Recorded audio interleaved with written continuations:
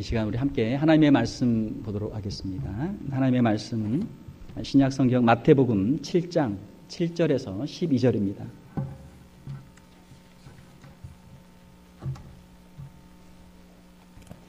신약 성경 10페이지 마태복음 7장 7절에서 12절, 저와 여러분이 한 절씩 교독하도록 하겠습니다. 마태복음 7장 7절입니다. 구하라 그리하면 너에게 주실 것이요, 찾으라 그리하면 찾아낼 것이요, 문을 두드리라 그리하면 너에게 열릴 것이니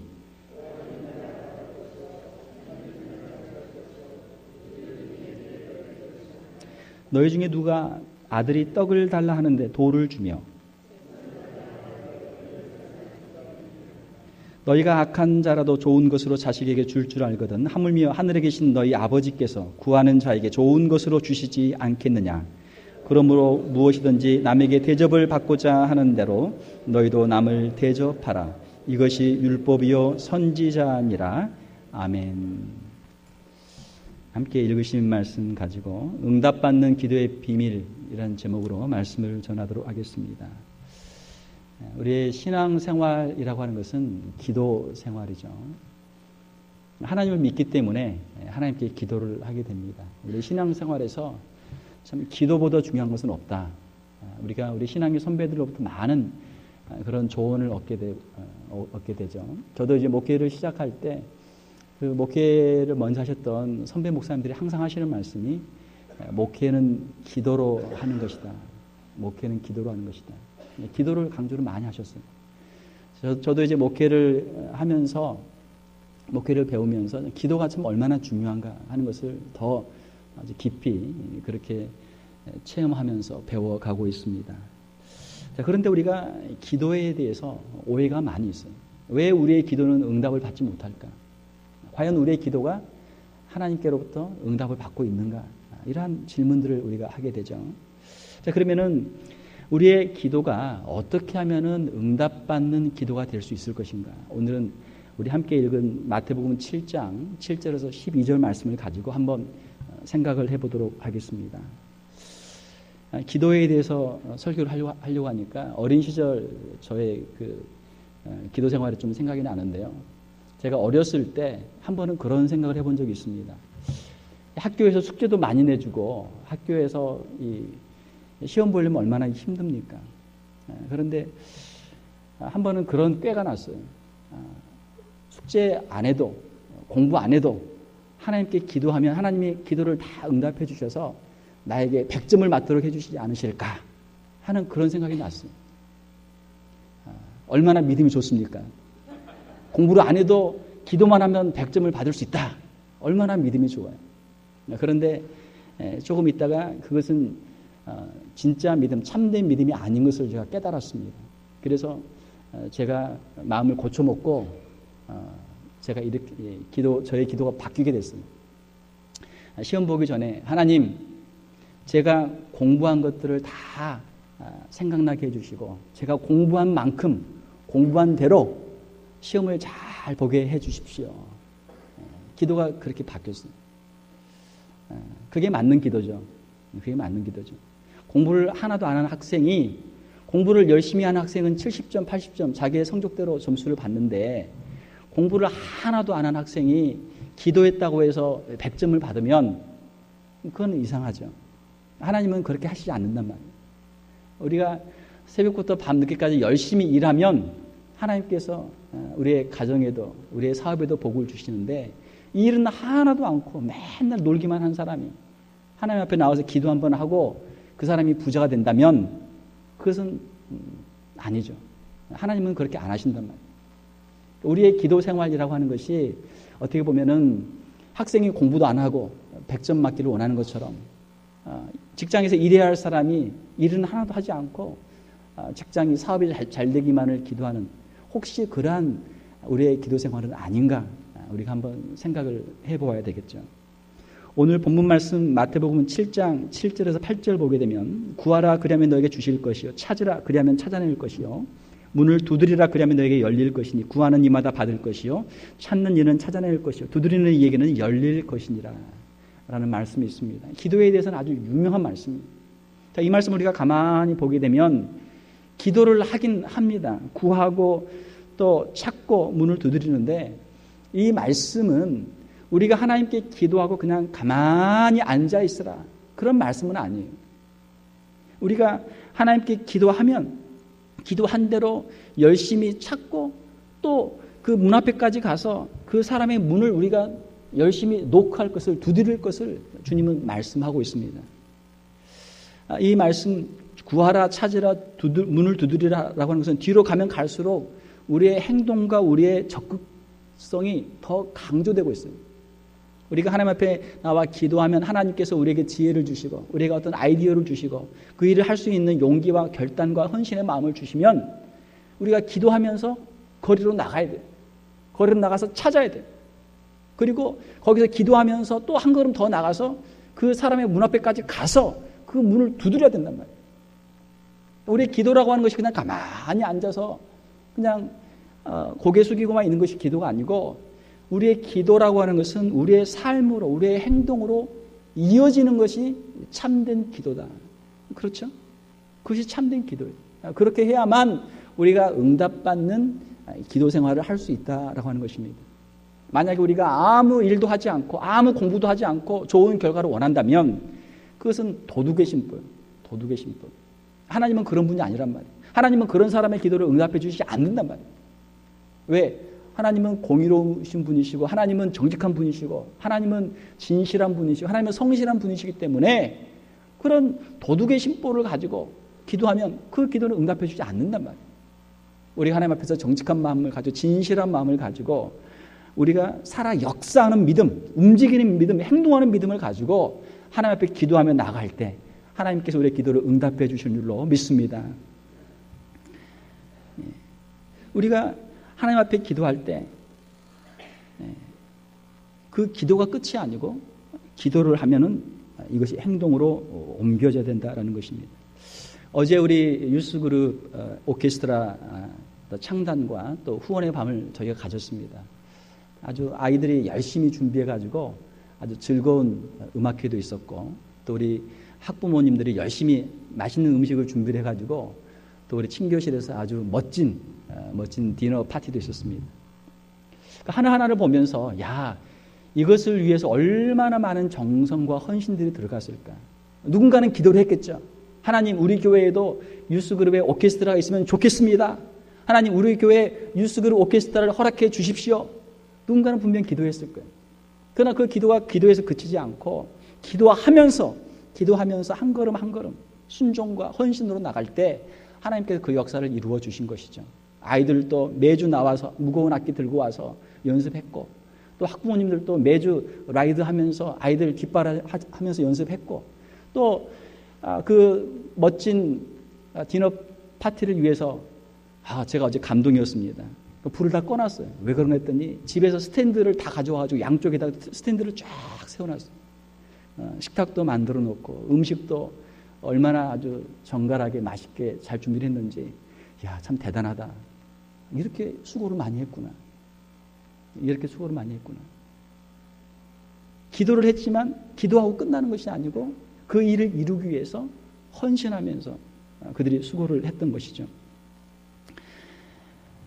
그들의 정성과 기도와 헌신을 통해서 하나님께서 우리 교회의 큰 일들을 이루어 가시는 줄 믿습니다. 그렇게 해서 일들이 이루어지는 거예요.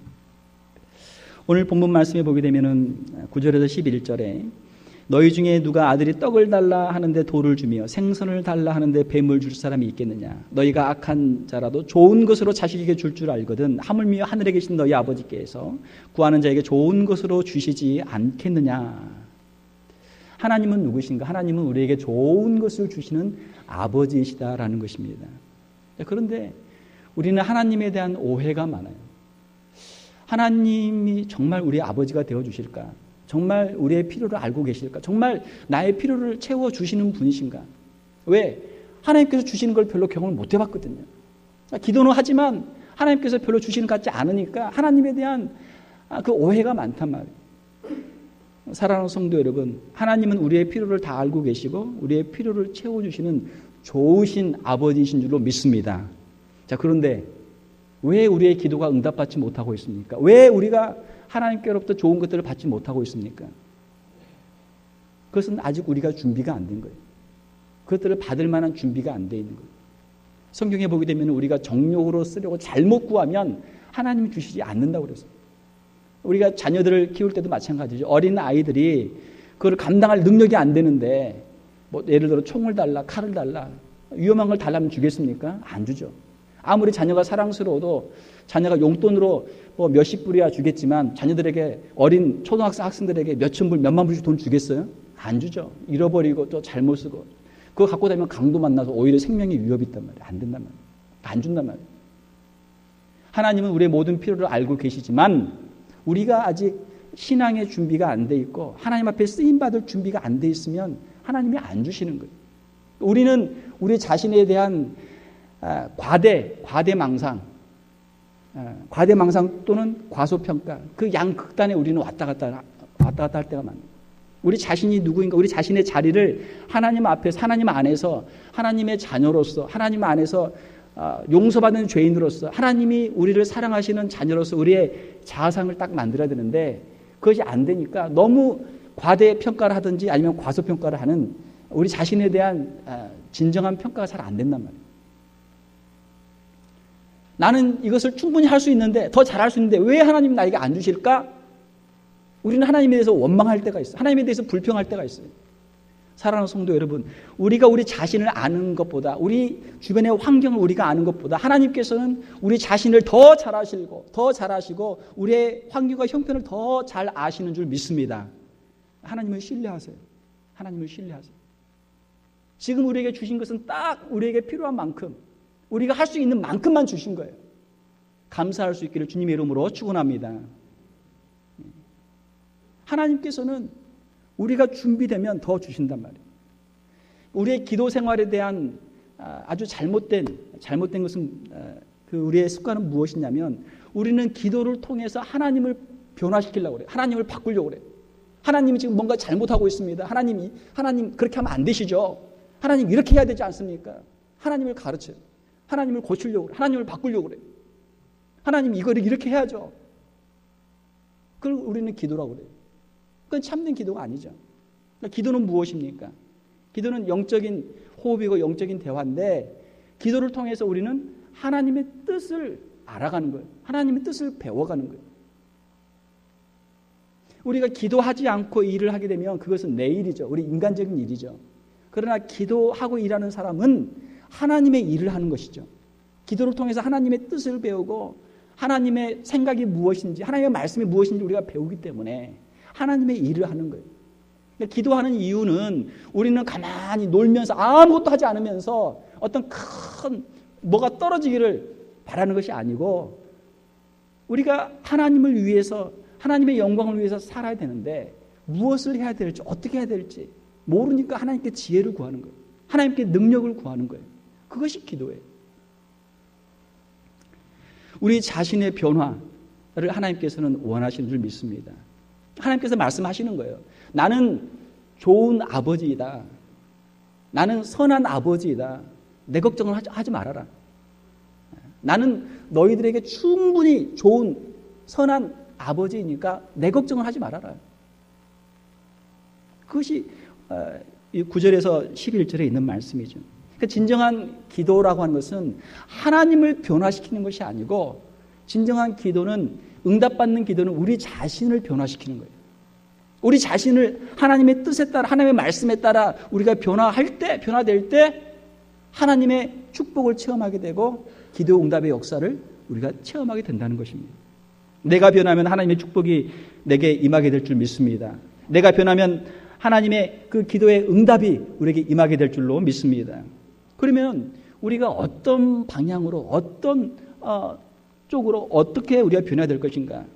12절 말씀, 마태복음 7장 12절 말씀. 그러므로 무엇이든지 남에게 대접을 받고자 하는 대로 너희도 남을 대접하라. 이것이 율법이요 선지자니라. 오늘 우리가 읽은 마태복음 7장 7절에서 12절 말씀, 기도에 대한 말씀인데 어떻게 보면은 12절에 있는 말씀이 기도에 관한 교훈의 결론의 말씀입니다. 너희들이 기도할 때 하나님께서 들어주신다. 하나님은 좋으신 분이시고 하나님은 너희들의 기도를 들어주시는 분이시다. 그렇기 때문에 그러므로 무엇이든지 남에게 대접을 받고자 하는 대로 너희도 남을 대접하라. 이 결론하고 여러분 기도에 대한 여러분의 그 데피니션 정의하고 연결이 됩니까? 도대체 마태복음 7장 12절에 있는 이 말씀이 우리의 기도 생활하고 무슨 관계가 있는가? 이게 연결이 돼야 돼. 이게 우리 자신이 변화되고 하나님의 뜻에 맞는 삶의 헌신과 순종을 이뤄갈 때 하나님께서 우리의 기도를 응답해 주시는데, 하나님의 그 뜻은 한마디로 요약하면 마태복음 7장 12절에 있는 말씀으로 요약이 된다 이것입니다. 이렇게 할 때 너희들의 기도가 응답될 것이다 라고 하는 말씀입니다. 마태복음 7장 12절에 있는 말씀은 아주 유명한 말씀입니다. 소위 말하는 황금률이에요. 또 골든 룰. 안 믿는 사람들도 황금률이 무엇인가 하면 대충 다 압니다. 자신이 받고자 하는 대로 다른 사람에게 주라. 내가 사랑을 받고 싶으면 다른 사람에게 사랑을 주고, 내가 밥을 한번 얻어먹고 싶으면 다른 사람에게 밥을 한번 주고, 내가 원하는 것을, 내가 받기를 원하는 것을 다른 사람에게 먼저 주라 라고 하는 것이 황금률입니다. 이렇게만 이루어진다면 우리의 모든 인간 관계가 얼마나 좋겠습니까? 우리의 가정이 얼마나 화목하고, 우리 직장이 얼마나 행복하고, 우리의 사회가 얼마나 밝아지겠어요. 이것이 우리 인생을 행복하게 만드는 황금률, 골든 룰이. 이 황금률하고 비슷한 것이 또 하나 있는데 그것은 은율이 있습니다. 은율. 마태복음 7장 12절에 있는 말씀은 골든 룰이고, 여기보다는 조금 떨어지지만 그래도 좋은 룰이 있는데 그걸 이제 실버 룰, 은율이라는 것이 있습니다. 그것은 무엇이냐면 자신이 받기 싫은 것을 다른 사람에게 행하지 말라. 누가 나 욕하는 거 싫죠? 그러면 욕하지 말라는 거예요. 아무 이유도 없는데 누가 나 툭 때리면 싫잖아요. 그러니까 아무 이유 없이 다른 사람 때리지 말라. 그러니까 자기가 당하기 싫은 것, 받기 싫은 것 다른 사람에게 행하지 말라. 이게 은율이에요. 자, 그러면 실버, 이 은율과 이 황금률의 차이는 무엇입니까? 그러니까 은율은 소극적인 거예요. 소극적인, 부정적인 것. 남에게 하기 싫은 것 나도 하지 말라. 그게 이제 소극적인 게 은율이고, 내가 받기 원하는 것을 다른 사람에게도 해라, 베풀어라. 좀 더 적극적이고 긍정적인 게 황금률이에요. 그 차이를 우리가 조금 더 생각을 해보면 은율이라고 하는 것은 악순환의 역사를 끊으라는 거예요. 인류의 역사는 악순환의 역사죠. 아담의 범죄 이후로 아담의 그 죄의 역사가 후손에게 흘러온단 말이에요. 가인의 그 살인 이후에 가인의 그 역사가 흘러오는 거예요. 나는 그냥 가만히 있는데 다른 사람 때문에 우리가 고통을 당할 때가 많아요. 죄악된 세상에 살다 보니까, 죄인들의 틈바구니에 살다 보니까 우리 조상들로부터, 죄인인 부모로부터, 죄인인 형제로부터, 이웃으로부터 당하는 고난들이 많단 말이에요. 우리 안에 뭐가 있어요? 그 다른 사람의 잘못으로부터 우리가 받은 상처, 아픔들이 우리 안에 있는 거예요. 그러면은 그게 그냥 알게 모르게 다른 사람에게 또 흘러가는 거예요. 우리 자녀들에게, 또 우리 형제들에게, 우리 이웃들에게 또 흘러가는 거예요. 괜히 종로에서 뺨 맞고 뭐 한강에 가서 뭐 한다고 다른 사람한테 화풀이 하는 거예요. 이 악순환의 역사예요. 흘러가는 거예요. 은율은 다른 사람에게 자기가 받기 싫은 것을 다른 사람에게 하지 말라. 그 악순환의 역사를 끊으라는 거예요. 내가 다른 사람에게는 당했지만 당해보니까 이게 안 좋구나. 그러면 다른 사람에게 그렇게 하지 말라는 거예요. 악순환의 역사를 거기서 끊으라는 거예요. 황금률은 무엇입니까? 황금률은 선순환의 역사를 시작하라는 거예요. 누가 나한테 사랑한다고 말해주면 좋겠다. 누가 나한테 크리스마스 카드를 하나 보내주면 좋겠다. 그러면은 여러분이 다른 사람에게 나도 당신 사랑한다. 또 생각나는 친구들에게 먼저 크리스마스 카드를 적어서 보내주는 거예요. 받은 사람이 시간이 좀 빠르면 크리스마스 카드로 다시 줄 것이고, 늦으면 뭐 새해 연하장이라도 하나 보낼 거 아니. 그렇죠? 자신이 받고자 하는 대로 다른 사람에게 먼저 주는 거예요. 이게 황금률이에요. 이게 마태복음 7장 12절에 있는 말씀입니다. 율법과 선지자는 구약의 율법서와 선지서, 구약에 있는 하나님의 말씀의 정리입니다. 하나님 말씀 전체를 한마디로 요약하면 다른 사람에게 받고자 하는 대로 먼저 다른 사람을 대접하라. 이것을 우리 주님께서는 마태복음 22장에서 이렇게 말씀해 주셨습니다. 예수께서 이르시되 내 마음을 다하고 목숨을 다하고 뜻을 다하여 주 너의 하나님을 사랑하라 하셨으니 이것이 크고 첫째 되는 계명이요 둘째도 그와 같으니 내 이웃을 내 자신과 같이 사랑하라 하셨으니 이 두 계명이 온 율법과 선지자의 강령이니라. 하나님을 사랑하고 이웃을 사랑하는 것, 이것이 구약에 있는 하나님의 말씀 전체 율법과 선지자의 핵심이다. 한마디로 하면 사랑이에요. 사랑. 우리의 기도는 하나님을 더 사랑하는 것, 이것이 우리의 기도 제목이 되어야 될 줄 믿습니다. 이웃을 더 사랑하는 것, 이것이 우리의 기도 제목이 되어야 될 줄 믿습니다. 자, 우리가 하나님 앞에, 물론 우리 하나님께 드리는 것은 참 부족하죠. 그러나 우리가 하나님한테 받기를 원하는 마음, 하나님께 받기를 원하는 것이 있을 때 그 10분의 1이라도 100분의 1이라도 하나님께 드리는 삶을 살 때 하나님께서 그의 믿음을 보시고 그를 축복해 주시는 거예요. 우리 이웃 관계에 있어서도 우리가 받기를 원하는 것을 먼저 우리가 그들에게 베풀면 그것을 통해서 우리가 더 큰 축복을 받게 된다는 것입니다. 우리의 기도의 응답은 우리의 하나님의 말씀에 대한 순종과 헌신을 통해서, 사랑의 역사를 통해서 이루어진다라고 하는 것이죠. 내가 먼저 변할 때, 내가 먼저 베풀 때 하나님께서 우리에게 복을 주신다라는 것입니다. 기도의 응답을 주신다라는 것입니다. 우리가 먼저 변화되지 않고 우리가 베풀지 않고 아무리 기도해도 기도의 응답을 받을 수가 없어요. 우리 기도는 하나님을 바꾸는 게 아니고 우리를 바꾸는 거라니까요. 매칭 시스템이라는 것이 있죠. 이번에 우리 유스그룹에 이 펀드레이징 하는 것도 많은 분들이 도네이션을 많이 하셨어요. 저 얼마나 지금 나왔는지 굉장히 궁금해요. 많은 분들이 도네이션 했는데 어떤 분이 매칭 시스템으로 내가 하겠다. 매칭 시스템은 뭐냐면 다른 사람이 한 만큼 그만큼 하는 거예요. 우리가 이제 그 선교를 할 때도 선교사님에게 후원하기 위해서 예를 들어서 100불을 헌금하면 예를 들어 교회에서 100불을 매칭을 해줘가지고 200불을 선교사님한테 보내는 이런 게 이제 매칭 시스템이거든요.